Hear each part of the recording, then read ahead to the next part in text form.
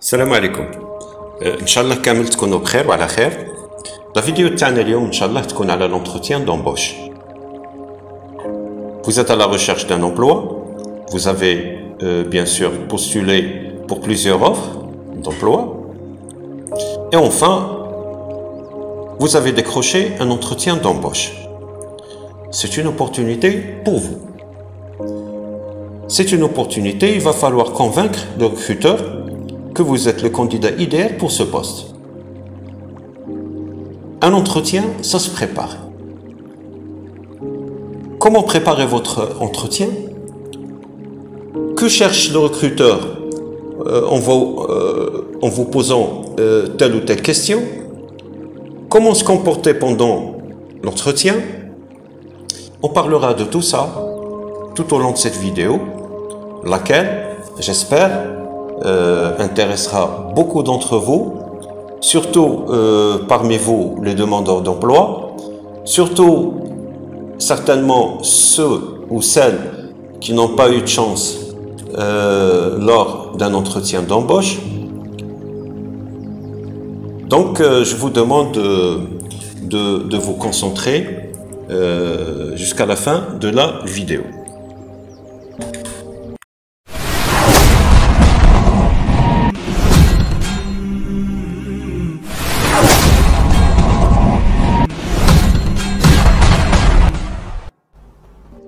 L'entretien d'embauche. L'entretien d'embauche يجي suite à une offre d'emploi à pourvoir. هذه l'offre d'emploi à pourvoir تكون par divers canaux, ربما par les sites, par le biais de sites web spécialisés, ou là par l'agence de l'emploi, ou là par la presse. Il y a plusieurs canaux qui diffusent l'offre d'emploi.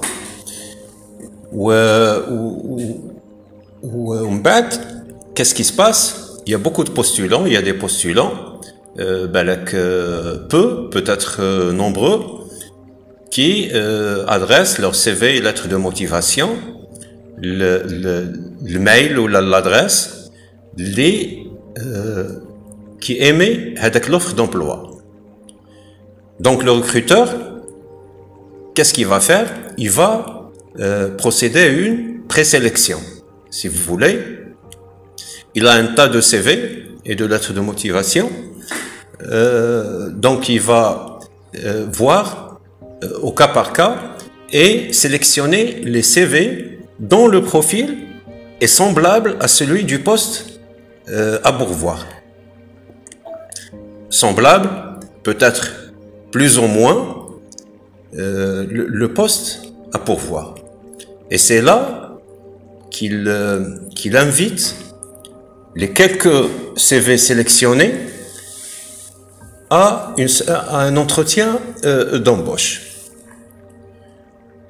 Donc, l'entretien d'embauche est la première rencontre du candidat et son futur employeur éventuel.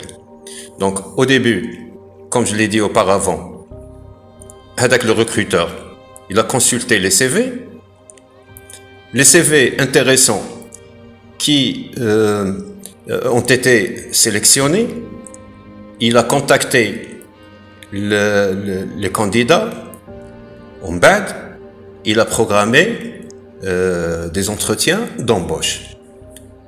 Donc, parfois, les entreprises, le recruteur, il convoque les candidats, tous les candidats sélectionnés, ou bien il programme au fur et à mesure des entretiens d'embauche pour durant la semaine ou durant la quinzaine ou là. Tout dépend de son agenda. Donc, mais l'essentiel, c'est que lors d'un entretien d'embauche, c'est la première rencontre du candidat et de son futur employeur. L'entretien d'embauche permet à l'employeur de vérifier le rapport compétences du candidat et exigences du poste à pourvoir. ou le recruteur, il a lu bien sûr donc les CV sélectionnés, d'accord, il les a lus, a une idée à les compétences, à les exigences du poste à pourvoir, c'est-à-dire c'est comme donc les CV y répondent au profil du poste à pourvoir, mais il veut vérifier donc les informations les CV. L'entretien d'embauche permet à l'employeur de confirmer la véracité des informations contenues dans le CV, notamment en ce qui concerne les compétences. Si, durant l'entretien, le recruteur va confirmer la véracité des informations contenues dans le CV. Ça arrive que des candidats mettent des informations qui sont fausses en matière de diplôme ou d'expérience professionnelle. Ce sont des candidats peut-être qui ont longtemps postulé et ils n'ont pas été retenus, donc ils commencent parfois à introduire des informations, de fausses informations dans les CV. Donc pour lui, le recruteur, avec l'entretien d'embauche, il lui permet de confirmer la véracité des informations contenues dans le CV. Il lui permet aussi de faire la connaissance du candidat et d'avoir une idée sur sa personnalité et sa motivation. Parce que durant l'entretien d'embauche, le recruteur, il a une expérience quand même pour avoir une idée sur la personnalité et la motivation du candidat. Donc, sa motivation, lui, il n'a aucun intérêt, le recruteur n'a aucun intérêt à sélectionner un candidat qui n'est pas motivé pour occuper le poste. Lui, il veut un candidat de carrière, si vous voulez. L'entretien d'embauche est l'occasion aussi pour le candidat de mettre en avant ses compétences, ses aptitudes, son expérience, en bref, convaincre le recruteur. C'est une occasion aussi pour le candidat de mettre en avant ses compétences, ses aptitudes, son expérience. L'essentiel, c'est que le candidat, en tant que candidat, lors de l'entretien d'embauche, ou l'entier en tant que candidate, lors de l'entretien d'embauche, votre objectif est de convaincre le recruteur. Il faut le convaincre avec le recruteur. Vous êtes motivé, vous avez bien sûr la compétence, bien sûr, les aptitudes, l'expérience aussi. Même il a manqué l'expérience à l'hsab. C'est par rapport à l'offre d'emploi. Il y a des offres d'emploi, parfois on demande 2 années d'expérience ou pour un débutant. Donc, l'essentiel c'est que le recruteur, au moment où il vous a invité à un entretien d'embauche, c'est que, faudrait bien le comprendre, c'est que votre CV l'intéresse. C'est simple. C'est-à-dire, il va pas appeler n'importe quel. C'est-à-dire, il a reçu un certain nombre de CV. Il va choisir quelques-uns. Je dirais sur 20 CV, il va choisir 5 et il va les inviter à un entretien d'embauche. Ça veut dire que lorsque vous décrochez votre entretien d'embauche, sachez-le bien, sachez que votre CV intéresse le recruteur. C'est déjà un avantage pour vous. Voilà.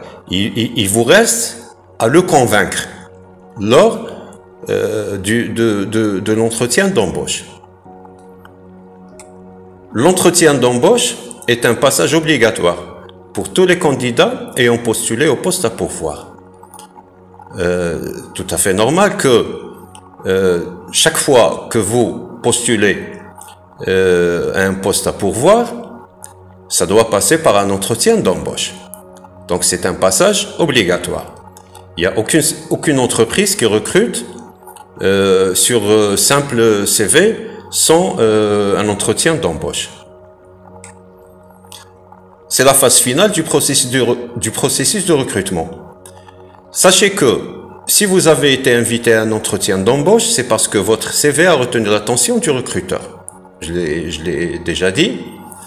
L'entretien d'embauche, c'est l'ultime phase du processus de recrutement. C'est-à-dire que juste après, il y aura recrutement pour le poste à pourvoir. Donc, l'entretien d'embauche, c'est la dernière phase du processus de recrutement. Il y a eu la présélection, c'est-à-dire il y a eu d'abord beaucoup de CV qui ont atterri dans le bureau de le recruteur. من بعد il a traité les CV. من بعد il a sélectionné منهم 4 ou 5. Il les a invités à un entretien d'embauche. Donc, il ne reste plus que sélectionner le bon candidat pour le poste à pourvoir. Mais, je le répète encore une fois, si on vous invite à un entretien d'embauche, c'est parce que votre CV a retenu l'attention du recruteur. Donc, ça veut dire que vous aurez à convaincre le recruteur et ce sera vous. Saisissez l'opportunité pour convaincre. Sachez que vous n'êtes pas seul dans cette course, d'autres candidats sont sur la liste. Donc, vous devez saisir l'opportunité pour convaincre. Il y a aussi autre chose, c'est que jamais vous ne serez seul en tant que candidat, seul sélectionné. Jamais. Tout le temps, il y a d'autres candidats qui sont aussi sur la liste. On a un exemple de 5 candidats qui sont sur la liste. Sachez enfin que l'entretien d'embauche n'est pas une aimable discussion entre le candidat et le recruteur. C'est un conseil. Au début de l'entretien, généralement, certains recruteurs qui sont expérimentés, ceux qui sont expérimentés, ils mettent le candidat à l'aise parce qu'ils savent que le candidat est stressé, tout à fait normal, donc ils le mettent à l'aise. Peut-être qu'au début de l'entretien, il va vous parler de n'importe quel sujet qui n'a absolument aucun rapport avec l'entretien d'embauche. Et ça ne veut pas dire l'entretien, c'est-à-dire l'entretien est une aimable discussion entre le candidat et le recruteur. Même si le recruteur, bien avant l'entretien d'embauche, aborde un sujet qui n'a pas de relation avec si vous voulez, à la sélection, il faut pas croire que c'est une aimable discussion, donc et vous allez discuter n'importe comment. C'est très important.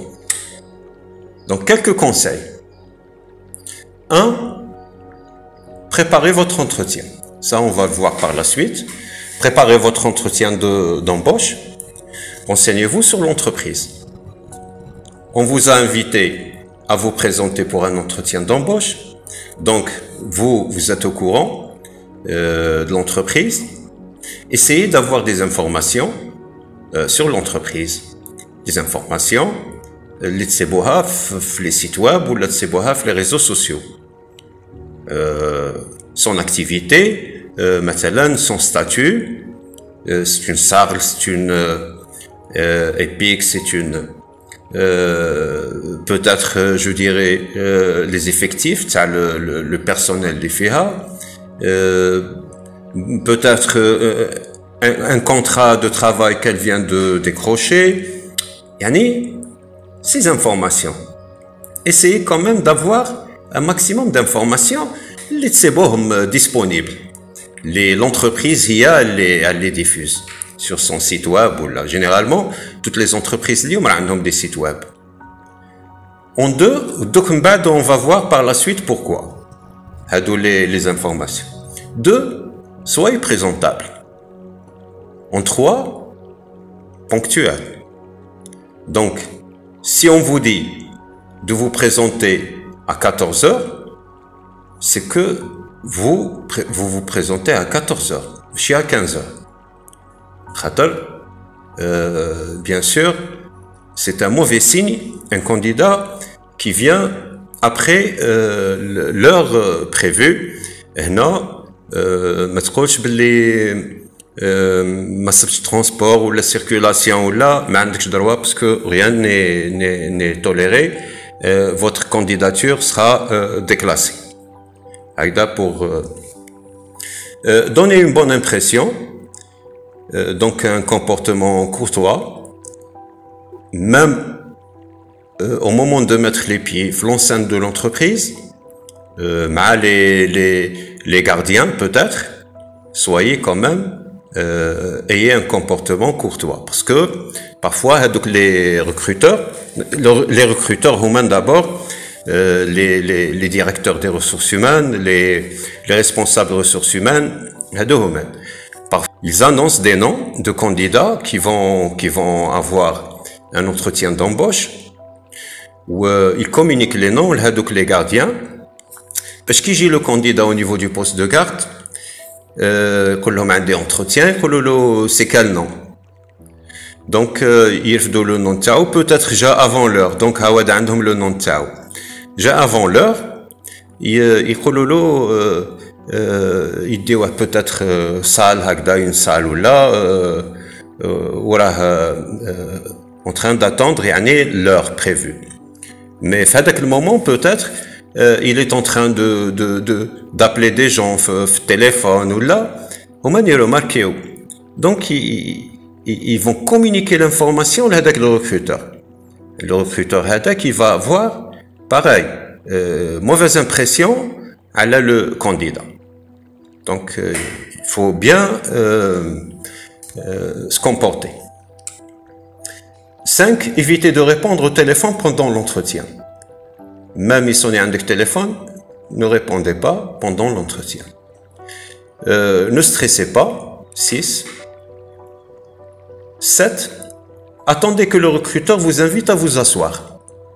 C'est-à-dire, au moment où vous rentrez dans une salle et faire l'entretien ou là dans un bureau, ماشي تدخل وتمشي directement vous asseoir.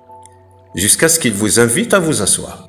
C'est très important parce que les recruteurs sont très attentifs à votre attitude pendant l'entretien. C'est-à-dire, il faut bien même si il est en train de vous mettre à l'aise, mais quelque part, il va certainement, il y en a beaucoup, il donne des notes aux candidats et il les classe à l'hsab les notes. Donc les notes font une appréciation de le recruteur. Il y a aussi des questions. Donc on va aborder les questions qui reviennent souvent lors des entretiens d'embauche. Ou la question les plus fréquentes, parmi les questions les plus fréquentes, au numéro 1, la première, présentez-vous. Ou là, parlez-moi de vous.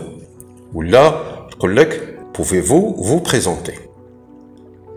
La question, elle revient chaque fois quand vous aurez un entretien d'embauche. Chaque fois, quel que soit le recruteur. Alors, en réponse, votre réponse doit être sobre. En peu de mots, mais de façon claire. Allez à l'essentiel. sans détour. Parce que la question, pour votre information, quand il vous la pose, c'est pour savoir votre itinéraire professionnel, vos diplômes, et ainsi de suite. Les informations il les a sur CV, sur le CV تاعكم. Donc il les a les informations. Mais ce qu'il veut par là, d'abord confirmer les informations, primo. Secondo, si vous êtes en mesure de communiquer, si vous avez une capacité de communiquer clairement. C'est simple. Il y a deux objectifs pour le recruteur quand il vous pose cette question. D'abord, il va confirmer les informations CV TAC. Secondo, il va tester votre capacité à une communication claire en rapport avec le poste à pourvoir. Donc il faut aller à l'essentiel, sans détour. C'est très important. La question, il y a aussi de confirmer la véracité des informations contenues dans votre CV, comme je l'ai dit. La deuxième question, qui revient chaque fois, les questions, chaque fois un entretien d'embauche, on vous pose ces questions. Surtout si c'est un recruteur, quelqu'un de ressources humaines, l'icône expérimenté. Donc chaque fois, les questions, la première ou chaque fois, on vous les pose. Autant d'entretiens d'embauche, autant les questions reviennent. Donc, la première année, la deuxième. Pourquoi vous souhaitez quitter votre poste? pour adresser pour les primo-demandeurs.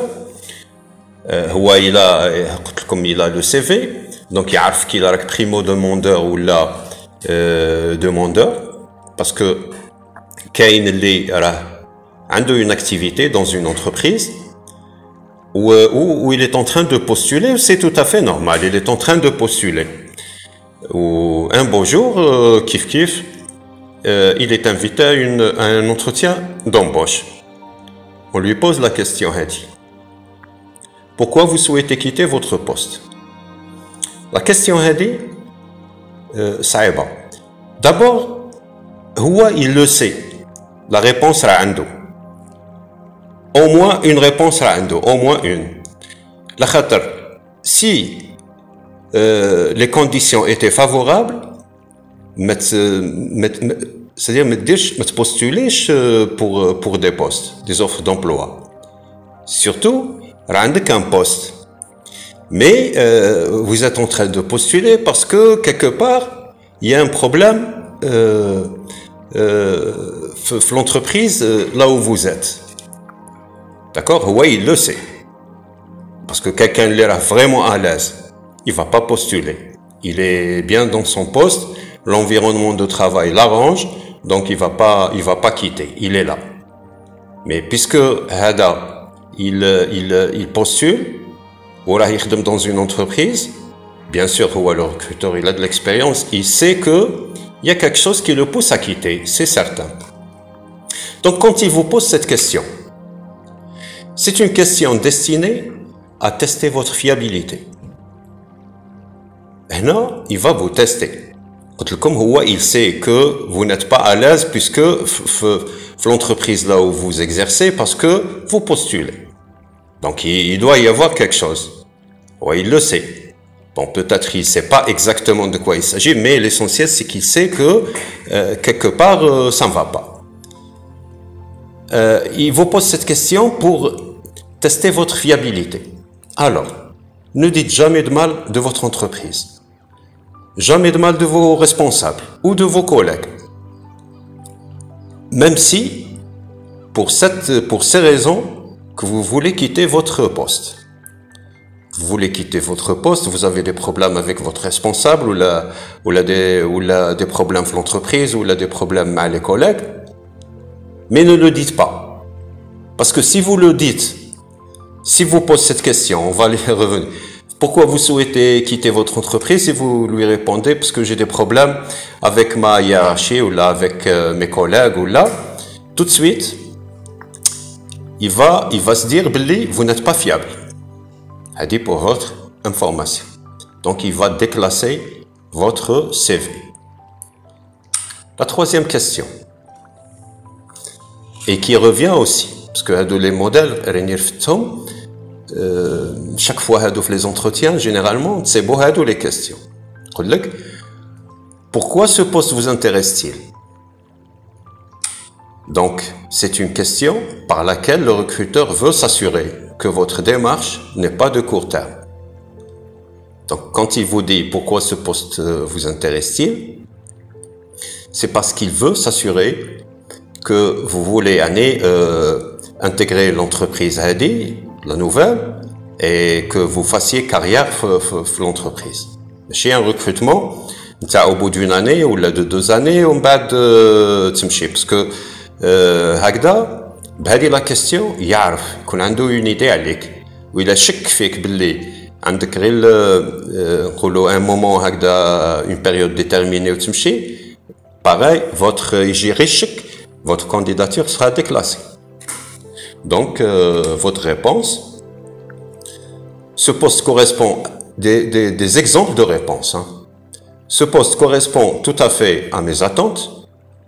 Un deuxième exemple de réponse. Ce poste représente à mes yeux une réelle opportunité de progression professionnelle.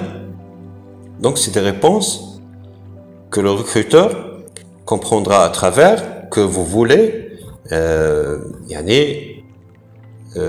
rester et faire carrière dans l'entreprise. Le poste, pour moi, le poste est à mes yeux, pour moi, est une opportunité à ce que je progresse professionnellement. Donc, vous lui signifiez que vous voulez une stabilité et une progression professionnelle. Et ça va en votre faveur, à les réponses. La quatrième question, je l'ai cité tout au début. Que savez-vous de notre entreprise? Ça revient à chaque fois à dire la question aussi. Donc, en réponse, vous vous êtes préparé bien avant, parce qu'un entretien d'embauche, il faut le préparer, comme je l'ai dit. Vous vous êtes préparé, vous vous êtes renseigné à l'entreprise. Donc, préparez-vous à cette question en effectuant vos recherches sur les réseaux sociaux, Facebook, LinkedIn, etc. Son activité, son actualité, le nombre de salariés, etc. Quand vous êtes invité à un entretien d'embauche, comme si rien n'était. Il faut se préparer, bien sûr. Se préparer, se renseigner à l'entreprise. Voilà un autre point de Kunchoufo. Donc, au moment où il vous pose cette question, que savez-vous de notre entreprise? Supposons que vous vous êtes renseigné, donc, et vous allez lui dire, voilà, vous êtes une sarle, votre produit est intéressant, voilà, vous avez... Donc, ouais, il aura l'idée, vous êtes bien intéressé pour intégrer les équipes de l'entreprise. Maintenant, il a je ne sais pas, ça ne va pas en votre faveur. Ou la question aussi, 5, qui revient. Bon, c'est la 5e question. Il y a des entreprises qui ont, bien sûr, pour les cadres, ont une grille de salaire ou là, il va vous dire, voilà, le poste, fait tel salaire, telle prime, telle indemnité, voilà. Un contrat de combien de temps et ainsi de suite. Maintenant, il y a beaucoup d'entreprises, surtout le secteur privé, ils négocient un salaire net. Donc, la question, elle a les salaires nets. Donc, et elle revient aussi chaque fois, elle dit la question, les entretiens d'embauche. Quelles sont vos prétentions salariales? Donc, là, il faut faire très attention, parce que elle peut vous déstabiliser, elle dit la question. Comme tout à l'heure, un entretien, il faut le préparer. Vous avez fait des recherches concernant l'entreprise, donc vous avez une idée à l'entreprise. Quand il vous a posé la question, ça vous a servi année de réponse. Maintenant, elle a le salaire aussi. Si vous n'avez aucune idée, elle a le salaire. Vous pouvez, en vous préparant, donc demander à vos proches, à vos amis, à des connaissances, une fourchette de salaire qui correspond au poste à pourvoir. Donc comme ça, vous aurez une idée. Elle a le salaire du poste à pourvoir. En réponse, quand il va, quelles sont vos prétentions salariales? Évitez, je veux tel salaire. Ou là, je demande tel salaire. Ou là, combien me proposez-vous comme salaire? À éviter. Donc, s'il s'agit de salaire net, en amont, préparez-vous à la question. En demandant à des proches ou des connaissances une fourchette de salaire qui correspond au poste à pourvoir. Si, en réponse à la question, vous haussez la barre trop haut, vous risquez de perdre ce poste. Et dans le cas où vous évaluez le salaire, vous sous-évaluez le salaire, c'est que vous n'êtes pas assez cher, entre guillemets, et vous risquez aussi de perdre le poste. Donc, vous vous êtes renseigné à le salaire, bien sûr, quelles sont vos prétentions salariales? Vous dites tel salaire. Si c'est un salaire net, vous dites tel salaire. Parce que il a un domaine de salaire, il va vous communiquer le salaire. Maintenant, si c'est un salaire net, quand il vous pose la question, vous vous êtes auparavant informé, donc avec une idée à le salaire, vous dites tel salaire. Donc, ما تمشيش l'entretien d'embauche وانت ما عندك aucune idée. هذا le point بالذات, il risque de ne pas donner suite à votre candidature.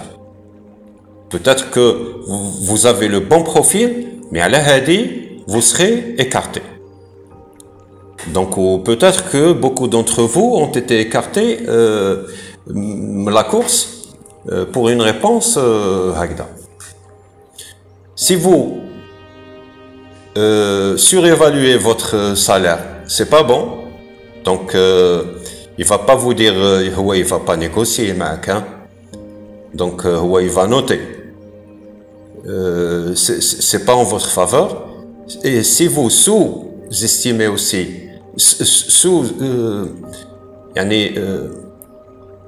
un salaire aussi bas, bien sûr, il dit que هذا ما عنده aucune idée على le poste, pour votre information. Donc تكون جبت l'information, تكون un petit peu سقسيت à droite et à gauche, عندك une idée, vous dites tel salaire. Alors, prenez par exemple, c'est un exemple peut-être que ça va vous servir. Au pire des cas, prenez un exemple.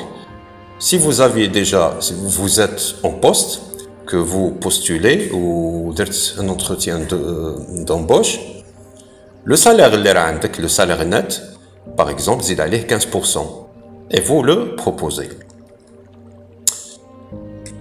Alors, la question est dit, ceux qui ont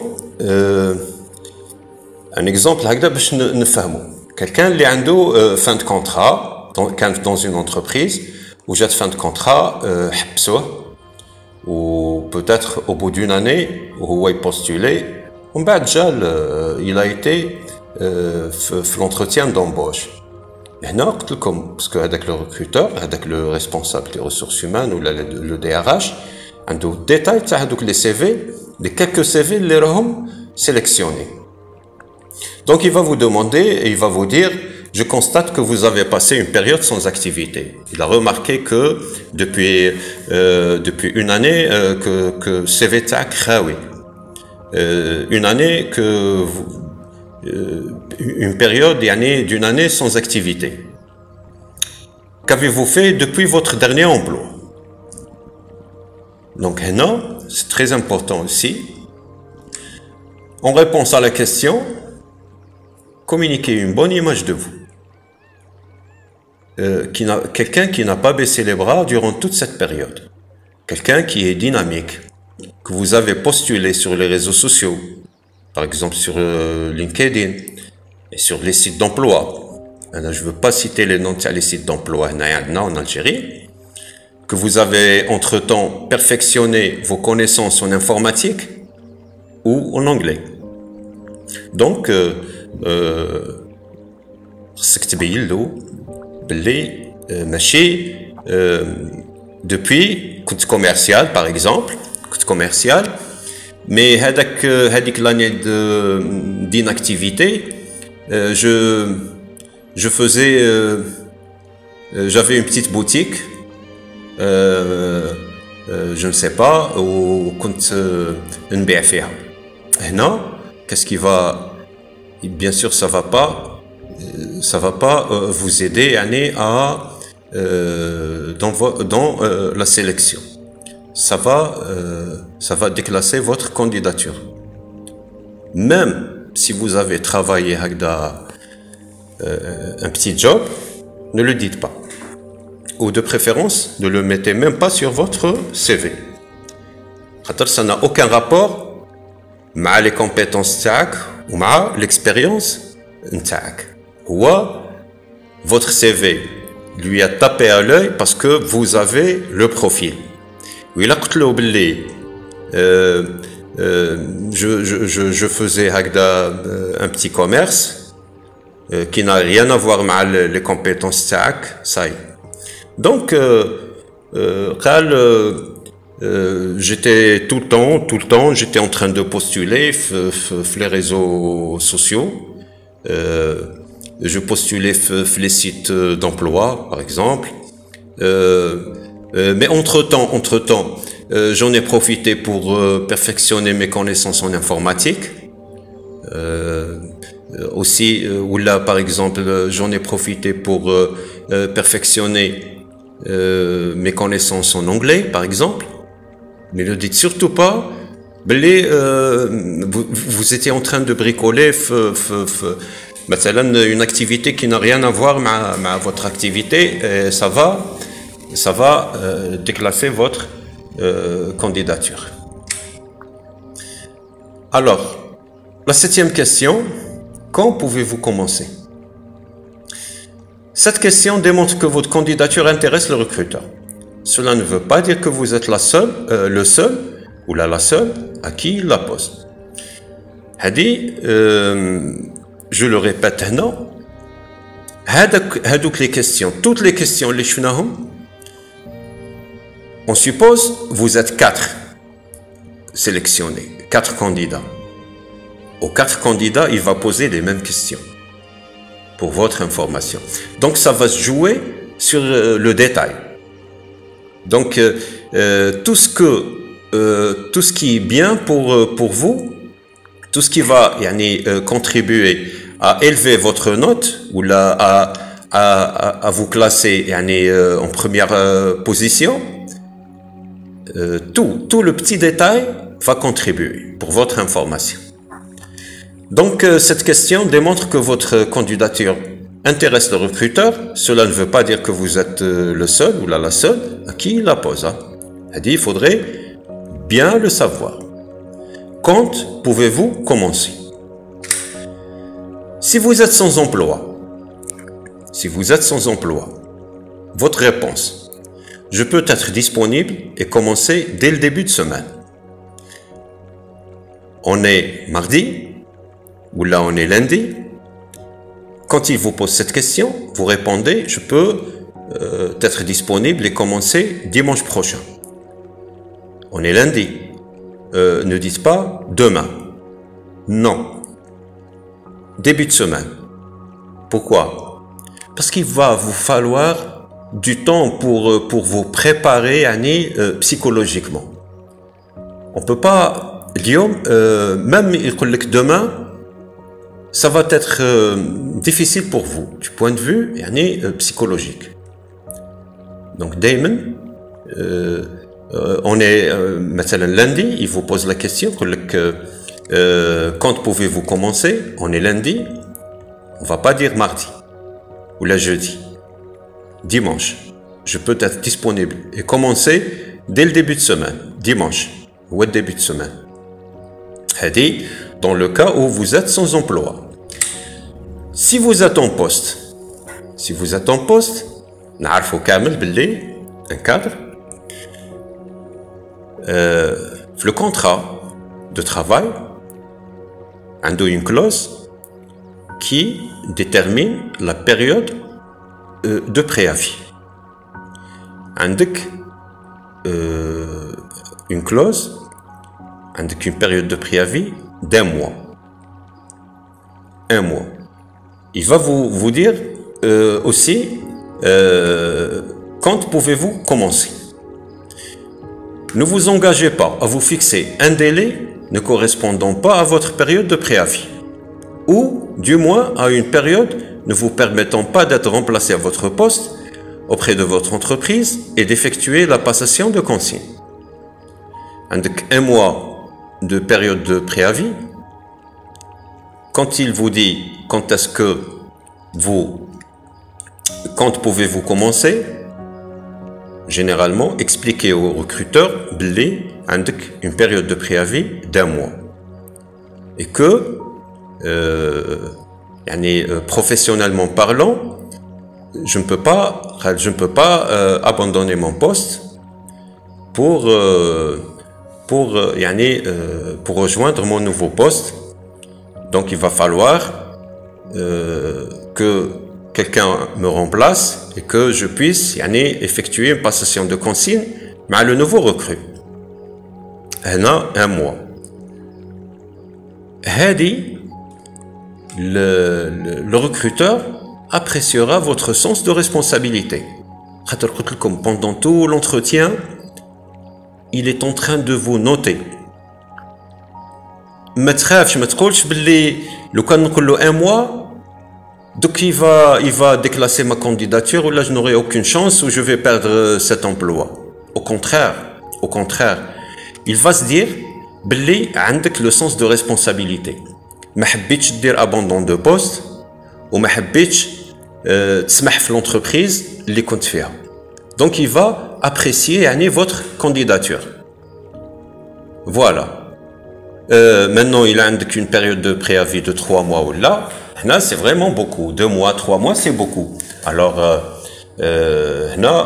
voilà, il va falloir néanmoins négocier un délai raisonnable qui arrangera votre entreprise. Vous lui expliquez, voilà, que une période de préavis de 3 mois, mais bon, je vais négocier avec mes responsables pour qu'on me libère un mois, مثلا.